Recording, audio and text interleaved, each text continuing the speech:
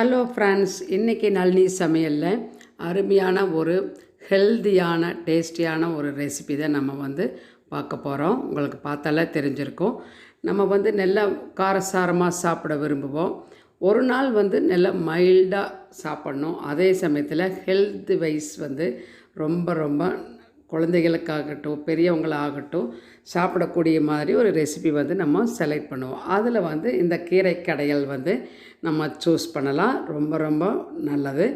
Welcome back to Nalini Sundar's kitchen. இன்றைக்கி healthy and tasty ரெசிபீஸில் கீரை கடைகள் தான் பார்க்க போகிறோம். அதுக்கு நான் நல்லா ஃப்ரெஷ்ஷாக ஒரு கட்டு அரைக்கீரை வாங்கி நல்லா சுத்தப்படுத்தி வச்சுருக்குது. நல்லா இந்த மாதிரி அதில் பூக்களும் இருக்கும். அதெல்லாம் க்ளீன் பண்ணி நல்லா அலசி வச்சுக்கலாம்.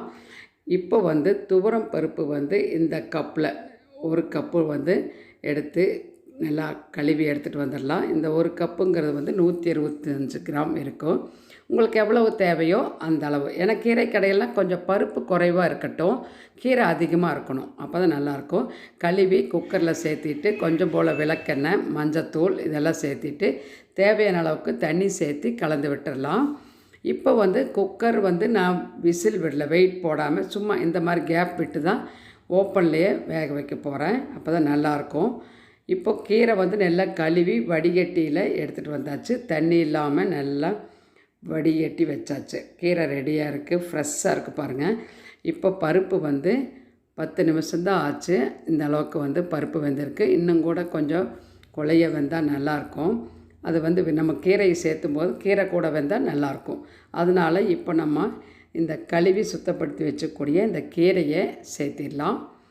ரொம்ப பருப்பு வெந்துச்சுன்னா நல்லா வலுவலுன்னு இருக்கும், அதனால் நல்லா இருக்காது கீரை கூட. அதனால் ஓரளவுக்கு இந்த மாதிரி முக்கால் பாகத்துக்கு பருப்பு வெந்திருந்தால் போதும். இப்போ கீரையை சேர்த்து நல்லா இந்த கரண்டியால் அழுத்தி விட்டுடலாம்.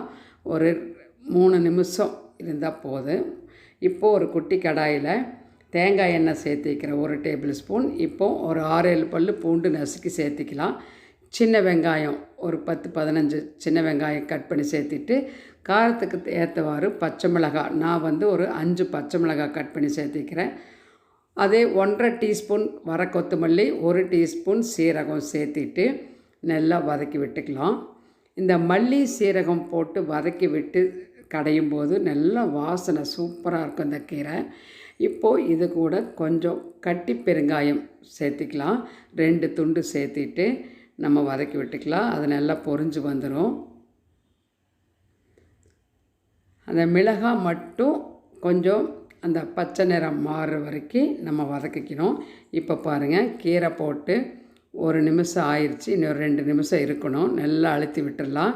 நம்ம எவ்வளோ கீரை போட்டோம் பார்த்திங்களா, நல்லா அழுத்தி வரும்போது நல்லா வெந்துடும். கொஞ்சம் தான் கிடைக்கும். இப்போ வெங்காயமும் நல்லா வதங்கிடுச்சு. இப்போ அது கூட வெங்காயம், பச்சை மிளகாய், இந்த மல்லி, சீரகம், பூண்டு இதெல்லாம் சேர்த்தியாச்சு. தேவையான அளவுக்கு கல்லுப்பும் சேர்த்திட்டு நல்லா ஒரு தடவை கலந்து விட்டுக்கலாம். கீரை நிறம் மாறக்கூடாது, அதனால் ரொம்ப நேரம் கொதிக்க வைக்கக்கூடாது. இப்போ நான் மீடியம் ஃப்ளேமில் தான் வச்சுருக்கிறேன். அந்த குக்கர் சூட்லேயே இனி ஒரு 2 நிமிஷம் இருந்தால் போதும். நல்லா கொதிச்சு வருது பார்த்திங்களா, 2 நிமிஷம் ஆயாச்சு. நம்ம இப்போ ஸ்டவ் ஆஃப் பண்ணிவிட்டு ஒரு தடவை கலந்து விட்டு கீழே இறக்கி வச்சுக்கலாம். பாருங்கள், கீரை நிறம் மாறாமல் அப்படியே நல்லா இருக்குது. இப்போ அந்த தண்ணியோடு நம்ம கடைய முடியாது, அதனால் தண்ணியை வடிகட்டி ஒரு பாத்திரத்தில் அந்த தண்ணியை வடிகட்டிட்டு இந்த மாதிரி பருப்பு கடையிற மத்து வச்சு ஓரளவுக்கு கடைஞ்சி வச்சுக்கிறேன்.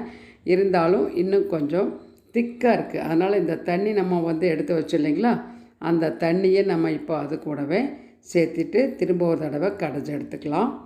இப்போ தண்ணி சேர்த்திட்டு கலந்து விட்டு பார்த்துட்டு திரும்ப ஒரு தடவை நம்ம கடைஞ்சிட்டு அதுக்கப்புறம் சர்விங் பவுலுக்கு மாற்றியாச்சு.